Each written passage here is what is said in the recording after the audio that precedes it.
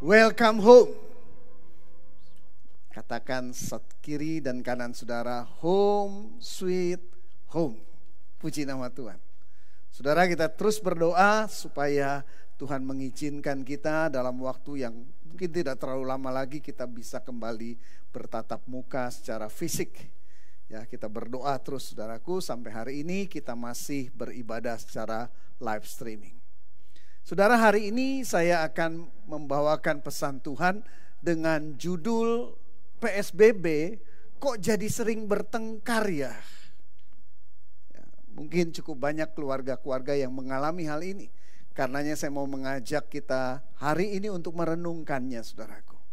Saudaraku, pandemi COVID-19 ini menyebabkan pemerintah memberlakukan PSBB. Pembatasan sosial berskala besar.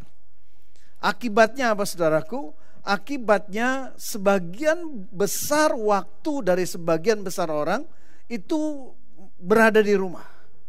Bekerja dari rumah, sekolah dari rumah, tidak bisa pergi ke pasar, pasar ditutup, mal ditutup, tempat-tempat hiburan ditutup, dan banyak hal lainnya yang tidak bisa kita lakukan, sehingga seluruh anggota keluarga berkumpul di dalam rumah hampir setiap hari 24 jam terus-menerus bertemu. Nah, akibatnya saudaraku, karena kita di dalam kondisi seperti ini, tiba-tiba kita menemukan apa? Cukup banyak keluarga yang tiba-tiba menyadari, kok sekarang kita jadi lebih sering bertengkar. Khususnya pasangan suami istri lebih sering bertengkar dibandingkan sebelum pandemi ini terjadi. Hari ini saya mau mengajak kita merenungkan kenapa hal ini bisa terjadi dan bagaimana cara kita mengatasinya, saudaraku. Yang pertama adalah kenapa hal ini bisa terjadi? Karena secara natural, secara alamiah, kalau kita berhubungan dengan seseorang dan jarak kita itu berjauhan, bisa sering dikatakan long distance relationship. Kita nggak terlalu sering ketemu, jarang bertemu gitu saudaraku. Ya, kalaupun bertemu mungkin waktunya nggak terlalu panjang, cukup singkat. Biasanya dalam kondisi seperti itu, yang kita ingat tentang pasangan kita itu hal-hal yang baik, yang manis-manis saja. Dan biasanya hubungan juga menjadi cenderung lebih baik. Tetapi sebaliknya, kalau kita begitu sering berkumpul, begitu sering bertemu, bahkan berhari-hari terus menerus berkumpul bersama, maka hal yang alamiah, yang natural adalah lebih sering terjadi gesekan, lebih sering terjadi konflik yang akhirnya menyebabkan pertengkaran. Mari kita semua mengerti, memahami hal ini saudaraku. Ini natural terjadi. Sebagian besar orang akan mengalami hal seperti ini. Sebagian besar keluarga akan mengalami hal seperti ini. Kalau jauh sepertinya semuanya baik, semuanya manis. Tapi begitu kumpul dekat tiap hari ya normal, terjadi gesekan, terjadi konflik dan akhirnya bertengkar. Itu hal yang normal. Karenanya saya mau tekankan begini saudaraku, kalau saudara di dalam keluarga saudara hari-hari ini khususnya di dalam PSBB ini mengalami hal tersebut, jangan lalu berpikir, wah kami ini udah gak cocok, kami ini pernikahan kami ini bermasalah, kami ini sudah tidak cocok. Jangan berpikir seperti itu. Kenapa? Karena cukup banyak orang yang mengalaminya. Itu hal yang normal, hal yang alamiah terjadi. Natural terjadi. Hari ini saya mau mengajak kita merenungkan bagaimana caranya kita mengatasinya. Cara mengatasinya yang pertama saudaraku adalah dengan mempraktekkan bahasa kasih secara konsisten, hari demi hari. Apa sih yang dimaksud bahasa kasih saudaraku? Setiap orang itu punya pandangan, punya cara pikir, punya konsep yang berbeda-beda tentang bagaimana kasih itu dinyatakan melalui perbuatan-perbuatan tertentu. Saudara, jadi bahasa kasih dari satu orang dengan orang yang lain bisa berbeda-beda.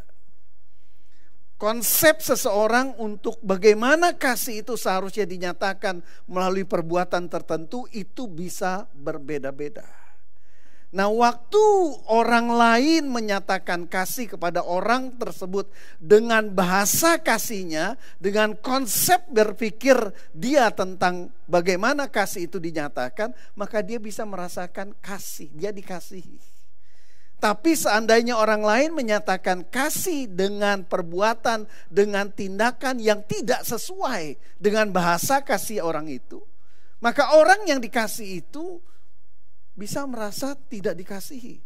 Sekalipun orang lain itu atau pasangannya itu berusaha sungguh-sungguh untuk mengasihi dia dengan perbuatan tertentu. Tetapi kalau bukan itu bahasa kasihnya, dia tidak bisa merasa dikasihi. Saudara, begini, bahasa kasih ini seperti oli mesin, saudaraku. Ya, katakan sebuah mobil, oli mesin ini sangat penting sekali. Kalau tidak diperhatikan baik-baik, diganti secara periodik sesuai dengan sudah berapa lama oli tersebut atau sudah berapa kilometer oli tersebut digunakan, maka secara jangka pendek tidak akan terjadi sesuatu kerusakan yang fatal secara jangka pendek. Berbeda dengan bahan bakar. Kalau bahan bakar mesin mobil, katakan mobil kehabisan bahan bakar, seketika itu juga mobil mogok. Tetapi juga menyelesaikannya mudah, cukup diisi kembali bahan bakar dan mobil ini kembali jalan. Oli mesin kalau tidak diperhatikan, jangka pendek mobilnya tetap jalan, saudaraku. Sepertinya tidak terjadi kerusakan. Tapi waktu jangka panjang, tiba-tiba akan terjadi kehancuran atau kerusakan yang cukup parah di dalam mesin mobil tersebut dan harus mengeluarkan biaya yang sangat besar untuk memperbaikinya. Kenapa? Karena oli mesin ini fungsinya adalah kalau mesin itu sedang berjalan, maka itu kan akan panas sekali, saudaraku. Pergerakan mesin itu begitu panas, itu didinginkan dengan oli mesin. Atau waktu mesin itu berjalan, maka bisa terjadi gesekan di antara bagian-bagian dari mesin itu. Maka fungsi oli itu adalah membuat supaya kalau terjadi gesekan itu tidak menimbulkan kerusakan. Demikian juga dengan bahasa kasih. Saudara, sebelumnya saya mau ingatkan begini, saudaraku. Bahasa kasih hari ini saya tidak akan bahas secara detail. Kalau saudara belum pernah mendengar tentang bahasa kasih, saudaraku, saudara bisa cari khotbah saya di channel YouTube GBI dan Mogot dengan judul Peduli. Ingat ya, saudara ya. Nanti kalau setelah saudara menyaksikan tayangan ini, kalau saudara belum terlalu mengerti tentang bahasa kasih, tetap di channel YouTube GBI dan Mogot dan cari khotbah saya, sudah ditayangkan beberapa bulan yang lalu dengan judul Peduli. Peduli, saudara, ya. Saudara bisa belajar dan mempraktekannya secara baik. Nah, saya lanjutkan, saudaraku. Waktu seseorang mengerti, dia memahami dengan baik bahasa kasih dari pasangannya, lalu dia praktekkan secara konsisten, apa yang terjadi? Maka pasangannya itu akan merasa dikasihi. Waktu seseorang merasa dikasihi, maka ketegangan itu biasanya menurun. Jadi kalau terjadi konflik, kalau terjadi perbedaan pendapat, kalau terjadi gesekan, biasanya tidak akan meledak. Karena suasana hatinya tenang. Suasana hatinya dingin karena dia merasa dikasihi. Sebaliknya, kalau dia merasa lama tidak dikasihi, dia merasa kering dari kasih, maka dia punya tegangan tinggi. Kalau begitu terjadi konflik, hal-hal yang kecil bisa menyebabkan pertengkaran yang sangat hebat, yang sangat besar. Karenanya saudara, hari ini saya mau saudara benar-benar memperhatikannya. Bagaimana kita bisa mengatasi supaya pertengkaran menjadi semakin jarang dan kita bisa menyelesaikan konflik-konflik dengan baik, dengan pikiran yang dingin, dengan hati yang tenang. Perhatikan bahasa kasih pasanganmu. Pahami dengan baik dan praktekkan secara konsisten, secara sungguh-sungguh, maka percayalah, pertengkaran akan jauh berkurang. Bukan berarti tidak ada konflik, tapi konflik-konflik akan bisa diselesaikan dengan dingin, dengan tenang, dengan damai, saudaraku. Yang kedua, kenapa hal ini bisa terjadi saat PSBB bisa sering bertengkar? Kita tadi sudah mengerti bahwa karena sering berjumpa. Bagaimana kita mengatasinya adalah bahwa kita perlu untuk berlatih melihat kelebihan pasangan kita. Begini saudaraku, kalau kita setiap hari ketemu, apalagi satu hari karena PSBB kumpul 24 jam.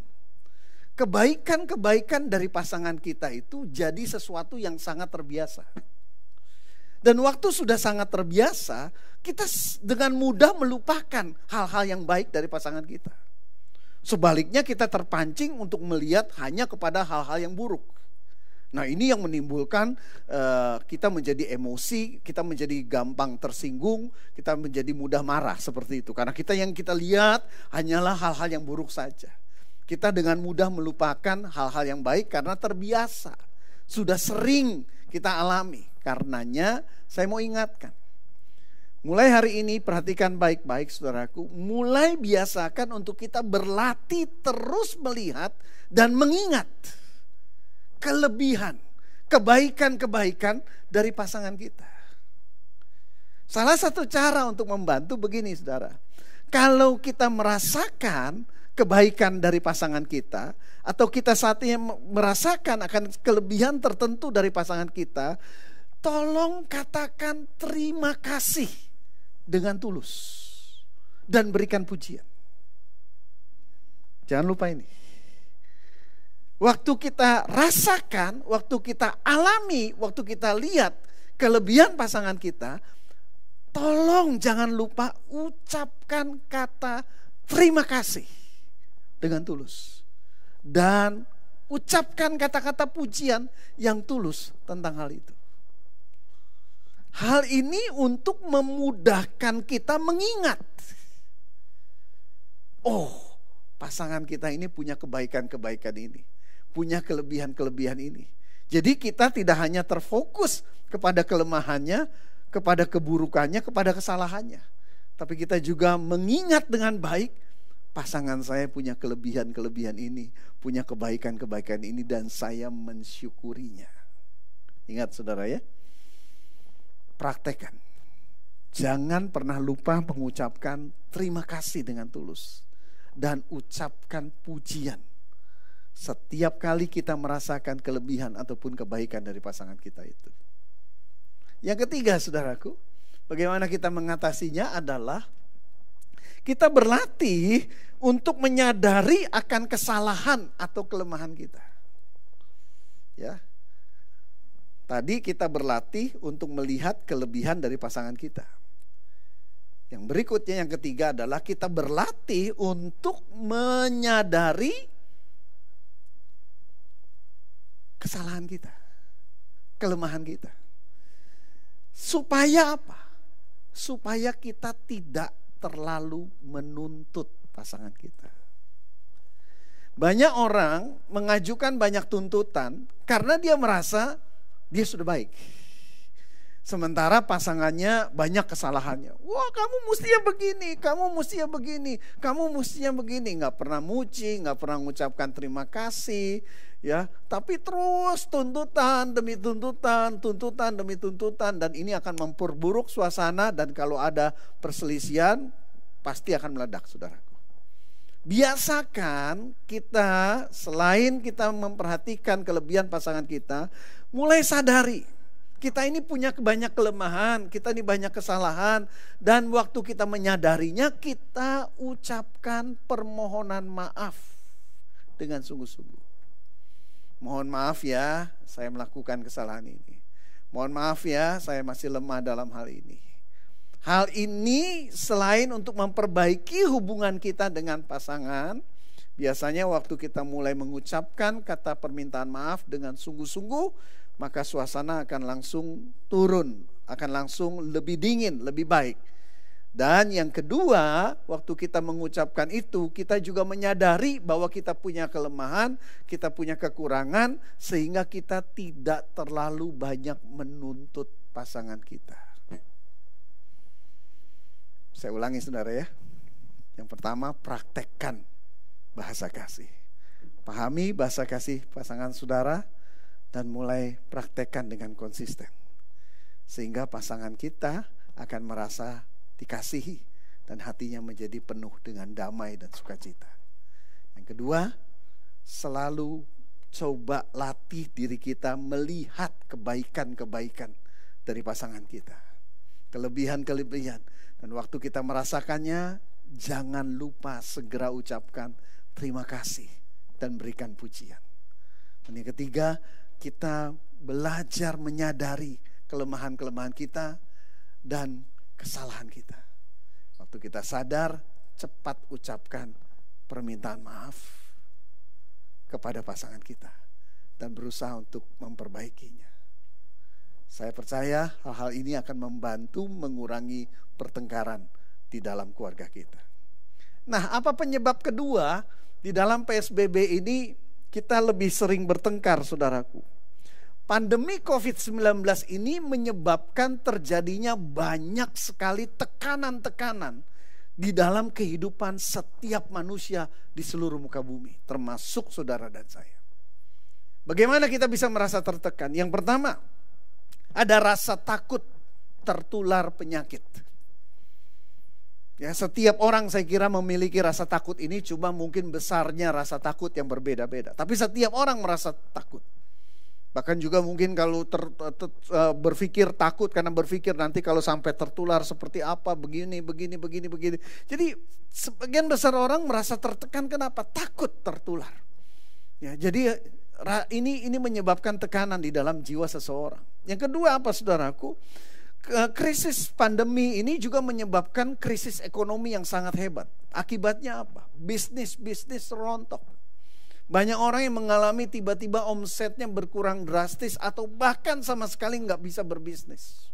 Atau mungkin bangkrut. Dan banyak orang yang saat ini mengalami dikurangi gajinya, pendapatannya, penghasilannya karena work from home. Atau bahkan kena PHK. Nah, akibatnya orang mengalami tekanan karena masalah keuangan, masalah ekonomi.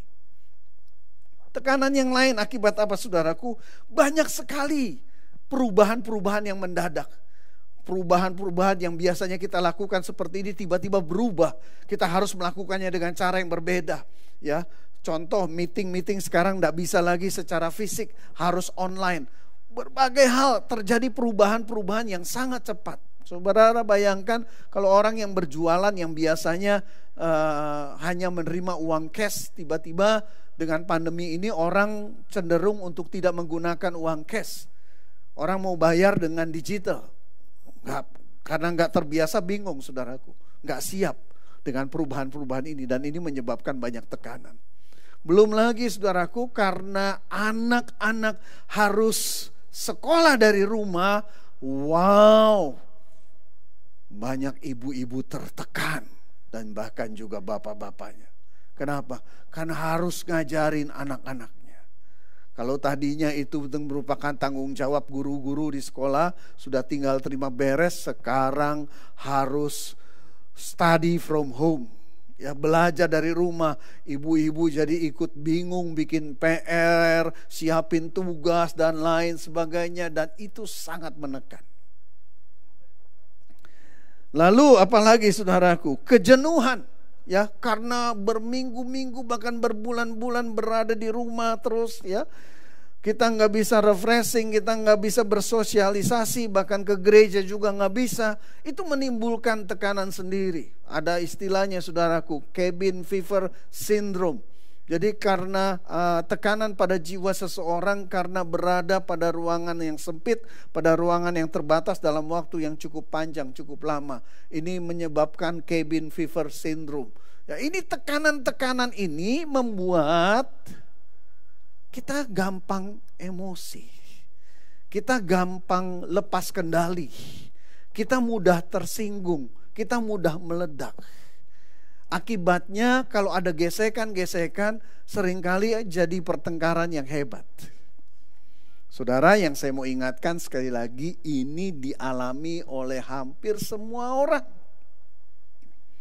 Jadi kalau saudara mengalaminya, lalu kemudian terjadi pertengkaran-pertengkaran di dalam keluarga saudara, tolong jangan berpikir, wah keluarga kami bermasalah. Wah kami sudah tidak cocok lagi. Tolong jangan berpikir seperti itu. Hampir semua orang mengalaminya. Juga keluarga-keluarga, sebagian besar keluarga mengalami ini. Karena secara natural, di dalam kondisi yang dipenuhi begitu banyak tekanan, kita mudah meledak, kita mudah emosional, kita mudah lepas kendali. Itu hal yang normal, itu hal yang wajar, saudaraku. Nah, bagaimana kita mau mengatasinya, saudara? Saya mau mengajak kita membaca dari kitab Pengkhotbah.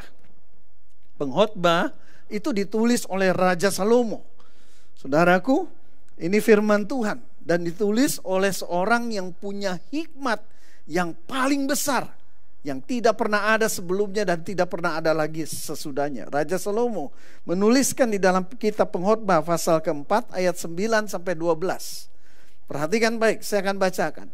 Berdua lebih baik daripada seorang diri, karena mereka menerima upah yang baik dalam jerih payah mereka. Karena kalau mereka jatuh, yang seorang mengangkat temannya. Tetapi why itu sangat menyedihkan. Tetapi sangat menyedihkan orang yang jatuh, yang tidak mempunyai orang lain untuk mengangkatnya. Juga kalau orang tidur berdua, mereka menjadi panas. Tetapi bagaimana seorang saja dapat menjadi panas? Dan bila mana seorang dapat dialahkan, dua orang akan dapat bertahan. Tali 3 lembar tak mudah diputuskan. Saudaraku, firman ini sejalan dengan waktu Tuhan menciptakan manusia. Lalu Tuhan ciptakan Adam, lalu Tuhan amat-amati Adam, dan Tuhan bilang seperti ini, tidak baik kalau manusia itu seorang diri saja. Aku akan menjadikan bagi dia seorang penolong yang sepadan. Saudara, saya ingat sudah cukup lama, belasan tahun yang lalu saya pernah membaca sebuah artikel. Karena sudah lama, mohon maaf saya tidak ingat secara detail data-data yang ada di dalam artikel ini. Artikel ini menceritakan tentang sebuah penelitian sosial, ya, sebuah eksperimen sosial yang dilakukan untuk mengukur daya tahan manusia di dalam situasi ekstrim pada saat dia seorang diri dan pada saat dia bersama dengan seseorang yang akrab dengan dia. Jadi ceritanya begini, saudaraku. Dilakukan eksperimen, ada seseorang dimasukkan ke dalam ruangan pendingin. Itu biasanya ruangan pendingin biasanya untuk mendinginkan daging-daging, ya. Ini karena besar, ya, daging-dagingnya biasa banyak, itu jadi ruangannya cukup besar dan suhunya di dalam ruangan itu sangat dingin, sangat ekstrim. Nah, dimasukkanlah seseorang ke dalam ruangan itu dan diatur suhunya menjadi ekstrim. Lalu diukur berapa lama orang ini mampu bertahan di dalam ruangan dengan suhu yang ekstrim tersebut. Dia seorang diri dimasukkan. Lalu sudah diatur, kalau sampai dia tidak tahan, dia cukup memberikan tanda, maka orang itu akan segera dikeluarkan. Diukur berapa lama dia akan tahan. Oke, dimasukkan, diukur sekian detik dia tahan di dalam ruangan tersebut. Sekian menit dia tahan di ruangan tersebut. Saya lupa data detailnya, saudaraku. Kemudian setelah dia beristirahat cukup, lalu dimasukkan kembali orang ini. Cuma sekarang didampingi dengan seorang yang akrab dengan dia. Jadi berdua. Dia di sana bisa ngobrol, di dalam ruangan itu bisa ngobrol, bisa saling menguatkan dan lain sebagainya, sampai kedua-duanya berkata tidak tahan, maka mereka akan dikeluarkan. Apa yang terjadi saudaraku? Ternyata sangat mengejutkan. Waktu dimasukkan berdua, itu hasilnya berkali-kali lipat dibandingkan dia sendirian. Padahal ruangannya dinginnya sama. Dan orangnya orang yang sama. Tapi karena di dalam mereka berdua, mereka bisa ngobrol, mereka bisa saling memberi kekuatan, memberikan semangat. Itu mempengaruhi daya tahan sampai berkali-kali lipat. Tidak salah karenanya Salomo menuliskan hikmat tadi. Berdua jauh lebih baik daripada seorang diri. Nah saudaraku, saya mengamati begini. Bagaimana orang itu bisa bersatu? Bisa unity, bisa punya kesatuan hati itu bagaimana? Dalam situasi kondisi seperti apa? Saya mengamati ada dua situasi yang akan membuat manusia itu mudah untuk bersatu. Mudah untuk unity, memiliki kesatuan hati. Yang pertama adalah kalau memiliki musuh bersama. Orang yang tadinya gak cocok saudaraku, waktu mereka sama-sama memiliki musuh bersama, mereka bisa bersatu. Mereka bisa berkawan, mereka bisa kembali bersahabat untuk menghadapi musuh ini. Salah satu contohnya Perdana Menteri Malaysia sebelum ini Mahathir Mohamad, saudaraku, itu tadinya berseberangan, sangat-sangat berseberangan dengan Anwar Ibrahim. Tapi waktu menghadapi pemilu beberapa tahun yang lalu, karena mereka menghadapi musuh yang sama, ini dua orang yang berseteru sangat lama, sudah belasan tahun berseteru, tiba-tiba mereka bersatu. Dan akhirnya mereka memenangi pemilu itu. Kenapa? Karena punya musuh bersama. Ini yang pertama, saudara ya. Yang kedua, saudara, manusia itu akan lebih mudah bersatu kalau mereka punya tujuan yang sama. Ya, kalau punya tujuan yang sama, manusia akan memiliki kemudahan untuk mereka bersatu, memiliki kesatuan hati dan mencapai tujuan itu bersama-sama. Dua hal ini, saudaraku. Karenanya yang saya mau sampaikan begini.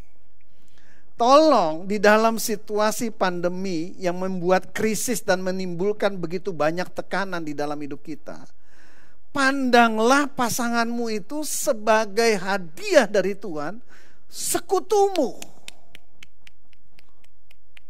penolongmu, pendampingmu, sahabatmu untuk menghadapi musuh bersama. Musuh bersamanya apa? Krisis pandemi ini. Kita sama-sama sedang menghadapi krisis. Tolong pandang pasanganmu itu bukan sebagai musuh, tapi sebagai sahabat untuk menghadapi ini. Karena berdua akan jauh lebih kuat untuk kita menghadapi berbagai bentuk tekanan ini, saudaraku. Sendiri, apalagi sendirian kita marahan sama pasangan kita kesel-keselan, saling benci, wah, tekanannya semakin parah dan bisa nggak kuat kita, saudaraku. Kita semua ngalami tekanan kok semua. Semua manusia di muka bumi hari-hari ini ngalami tekanan. Tinggal bentuknya macam-macam, beda-beda dan beratnya tekanan berbeda-beda. Tapi semua ngalami tekanan. Nah karenanya mari kita menjadikan pasangan kita ini sekutu kita. Tadi saya sudah berikan contoh, saudaraku, waktu kita menghadapi musuh bersama, seharusnya itu mempermudah kita untuk bersatu. Karenanya mari tanamkan di hati kita bahwa Tuhan memberikan saya penolong untuk saya mampu menghadapi krisis ini. Dan inilah pasangan saya, inilah penolong terbaik saya. Mari kita pandang seperti itu. Dan inilah sahabat saya, sekutu saya, untuk saya menyelesaikan tujuan kami bersama-sama. Tujuannya apa? Menang terhadap krisis, melewati krisis ini dengan baik. Kalau saudara sedang menghadapi krisis ekonomi, keuangan, saudara bisa menghadapinya dengan lebih kuat dan saudara bisa menang dengan hikmat Tuhan. Saudara bisa menang. Kenapa? Karena saudara bersatu hati. Saudara kuat. Saudara, yuk kita jadikan krisis yang menekan ini justru sebagai sarana untuk membantu kita lebih kompak, lebih solid dengan pasangan kita. Karena kita punya musuh bersama dan kita punya tujuan bersama. Tuhan Yesus memberkati. Saudara, mari kita berdoa, saudara. Kami bersyukur kami diberikan pasangan, rekan saat kami menghadapi krisis ini, Tuhan. Kalau hari-hari ini kami mengalami banyak konflik, kami mengalami banyak pertengkaran, biar hari ini Tuhan pulihkan setiap kami. Pulihkan setiap hati. Hati-hati yang terluka, Tuhan pulihkan saat ini. Hati-hati yang sedang marah, Tuhan sembuhkan saat ini. Hati yang memendam kebencian, Tuhan pulihkan.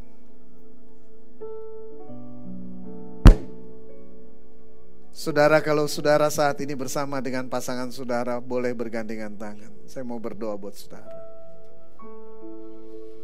Aku berdoa buat setiap keluarga, untuk setiap pasangan suami istri, Tuhan.